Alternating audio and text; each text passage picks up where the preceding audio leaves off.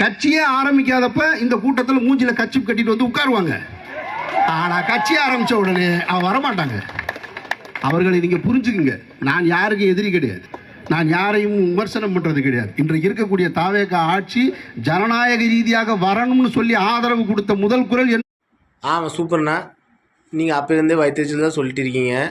ஆனால் அதுக்கு ஒரு மேட்ரு இருக்குது. இதெல்லாம் ஆல்ரெடி சொன்ன விஷயந்தான். நீதில் அது பண்ணணும்னு சொல்லி பொய் உறுதியெல்லாம் கொடுத்து மக்களை ஏமாற்றி அவர் வரல. அவர் நிற்க வேண்டிய இடத்துல அவர் நிற்பார், கரெக்டாக நிற்பார். அது ஏன்னா அந்த விஷயத்தை பற்றி உங்களுக்கு தெரியல, நீங்கள் சும்மா நின்று கூச்சம் போட்டிருக்கீங்க. ஆனால் இந்த தம்பி சொல்கிற அமைச்சர் திரு ஆதவ அர்ஜுனா அவர்களை தான் நான் சந்தித்தேன். அவர் என்ன சொன்னார்னா, நீட்டை ரத்து செய்வது என்பது பார்லிமெண்ட்ல மெஜாரிட்டி இருந்தால் தான் முடியும், பார்லிமெண்ட்ல மெஜாரிட்டி இல்லாமல் நீட்டை ரத்து செய்ய முடியாது. எனவே நீங்கள் இந்த போராட்டத்தில் ஏன் இறங்குனீங்க, இது உங்களுக்கு தேவையில்லை. அவ்வளோதானே, முடிஞ்சிச்சு. அவங்களுக்கு ஏன் அப்படி சொன்னாங்கன்னா அது கன்கரன்சியில் சென்டர்கிட்ட தான் இருக்குது. பண்ணணுமோ பண்ணிகிட்டே இருப்பார். நன்றி, வணக்கம்.